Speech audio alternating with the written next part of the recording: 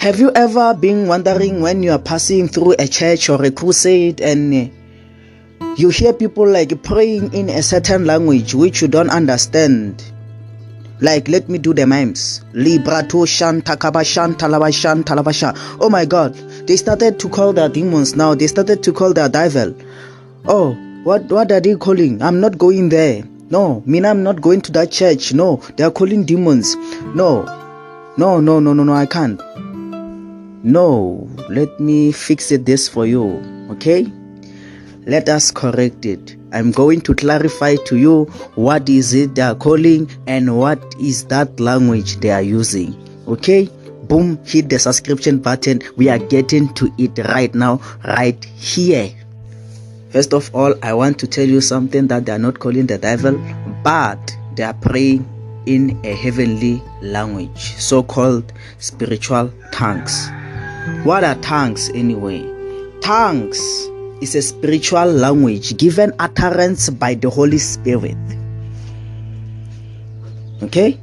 So, without the waste of time, we are going to explore, okay? Types of tongues. Here are a few points highlighting the purpose of the tongues, okay? So I want to first highlight that tongues, number one, they are for self-edification. And number two, they are for church edification. Note, only when interpreted to deliver the mystery, they are for church edification. So let's get to types of tongues. 3 types of tongues. Okay? That language you think that is confusing. Type of tongue number 1. Tongue of men. So this tongue of men enable us to be able to speak a language which we are not used to. For instance, I am a native, a Tsonga native speaker. Okay, then when I move from this country to China, when I get there, the Holy Spirit may enable me via His grace to be able to understand the China language and speak it so that I can be able to deliver the message to the Chinese people. So I will be able to speak China, even if I've never went to China before, but I'll be able to speak their language via the Holy Spirit. Okay? So when we read Acts chapter 2 verse 4 to 13, and when they were all filled with the Holy Spirit and began to speak with other tongues as the Spirit gave them utterance. You see, the Spirit gives us what? Utterance. They were able to speak other language because of the utterance. Verse 7. Then they were all amazed and marveled, saying to one another, "Look, are not all these who speak Galileans?" So you see, they knew that the apostles were speaking only Galileans, okay? They were not able to speak China. They were not able to speak British. But to their surprise, now they are speaking China, but they are Galileans. Now they are speaking British. Now they are speaking Zulu, but they are Galileans. Verse 8. How is it that we hear each in our own language in which we were born? Verse 12. So they were all amazed and perplexed, saying to one another, "Whatever could this mean?" Others mocking said, "They are full of new wine." So that's it. You are able to speak with a language which you were not born with. You are able to speak any international language when you are speaking with this tongue via the utterance of the Holy Spirit. Tongue number 2, unknown tongue.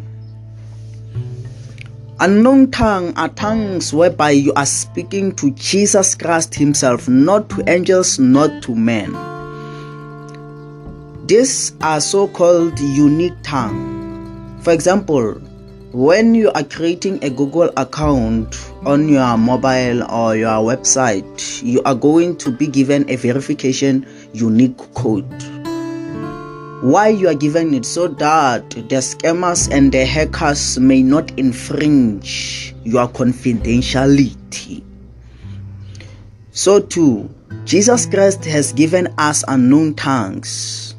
These tongues carries a unique code to avoid hackers, so-called demons, devils, from stealing your message to God.